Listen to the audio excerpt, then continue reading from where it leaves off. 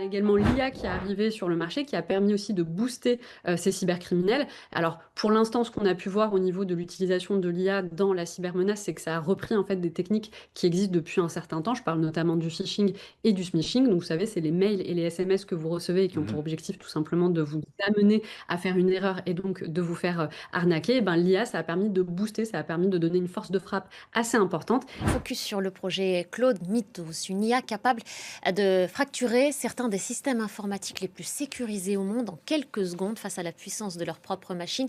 Les créateurs ont paniqué, l'ont mise sous clé, mais le mal est fait. La seule annonce de ses capacités a fait fondre le cours de certains éditeurs de ce logiciel.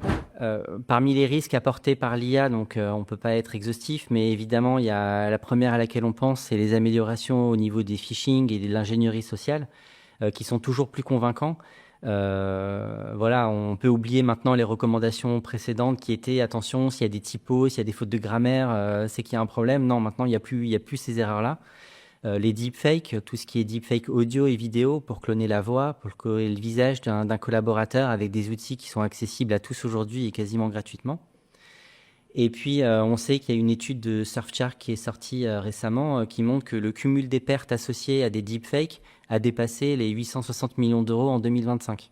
En février 2024, une multinationale basée à Hong Kong a perdu 26 millions de dollars à cause d'une visioconférence entièrement basée sur des deepfakes. Tout va très vite.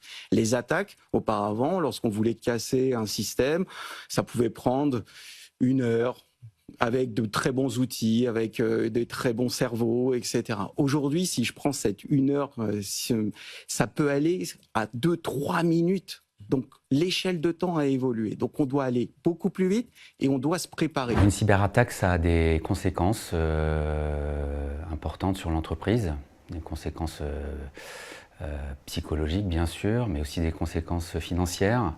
Ça coûte cher. Ça nous a coûté plusieurs centaines de milliers d'euros. Record de fuite de données, un record français révélé dans le rapport annuel de la CNIL. On est à 6167 violations de données, plus 9,5% par rapport à 2024. Secteurs les plus touchés, c'est ça, la surcouche, deuxième mauvaise nouvelle, l'administration publique, la santé, la finance et les assurances, justement. La Poste, Mondial Relais, ces dernières semaines, de nombreuses entreprises ont été victimes de cyberattaques. Les hackers s'infiltrent dans les serveurs pour récupérer les données et réclament parfois une rançon. On a beaucoup d'intrusions sur ordinateur avec un déclenchement de caméras et de micros pour espionner les gens. On fait des captures d'écran, on enregistre des vidéos à l'insu des personnes, que ce soit particuliers ou sociétés. Et après, effectivement, il y a un marché qui se fait effectivement avec un chantage numérique. Selon les experts en cybersécurité, ces attaques toucheraient aussi des petites et moyennes entreprises. Ces attaques, elles ne reposent pas juste que sur de la technique, elles vont aussi beaucoup reposer sur de la psychologie. Sur le maillon faible qui est l'être humain. Donc à chaque campagne de phishing qu'on organise au niveau d'Invivo, il y en a une à peu près toutes les 2 semaines, on a toujours des personnes qui vont aller cliquer trop vite, c'est systématique. Et un clic peut tout faire basculer, on le rappelle. Exactement. Et en fait, c'est un fait qu'on doit accepter. Aujourd'hui, un phishing bien fait peut même piéger un expert.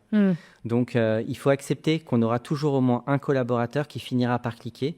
On ne doit pas chercher à tout prix à éviter que quelqu'un se trompe. Ça fait plusieurs mois, voire années, que le marché se pose la question d'insuffler de l'IA, ou du moins d'abord de l'automatisation dans les processus, plutôt qu'outils, dans les processus de détection d'incidents, de réparation, de remédiation. Nous, ce qu'on veut faire, c'est plutôt de sensibiliser, de former, que les personnes soient conscientes que ça existe et qu'elles aient les bons comportements, notamment quand justement on va dévier d'une trajectoire ou d'un comportement normal, de douter, si on me demande de faire quelque chose en urgence qui va impliquer de l'argent ou des données sensibles, tout de suite, ça doit susciter des alertes chez n'importe qui. C'est-à-dire qu'on ne va pas arrêter les fuites de données, mais on peut essayer de nous-mêmes laisser fuiter moins de données sur nous, c'est ça que vous... Déjà, d'une part, et puis avoir conscience que ça existe, donc se mettre des règles pour changer, par exemple, ses mots de passe tous les 3 mois, tous les 6 mois, en fonction de l'importance, quelque part, des comptes que ces mots de passe protègent. Le coffre-fort à mot de passe, vous recommandez, par exemple ? Ah oui, tout à fait. Mais par contre, je le recommande localement. C'est moins pratique. C'est moins pratique, mais bon. Est-ce que vos mots de passe, leur place, c'est au milieu d'Internet ? Bonne question. Oui. Première chose, c'est revenir, on va dire, à l'hygiène de base du numérique. L'hygiène de base, faire les sauvegardes, les mots de passe, la double authentification.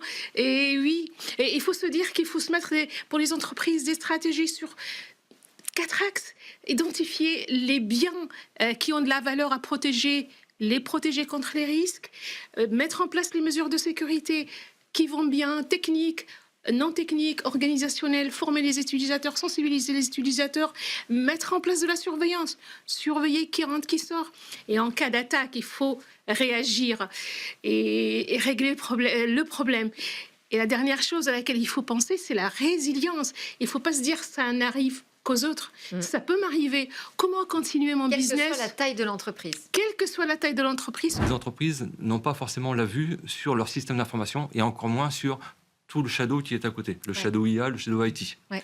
Et bien, typiquement, avec la cartographie des usages, vous avez l'information. Il n'y a plus de shadow. Il n'y a plus de shadow.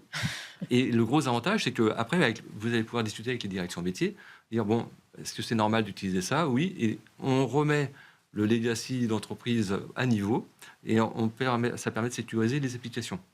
Donc vous dites on protège le patrimoine numérique de l'entreprise. Exactement.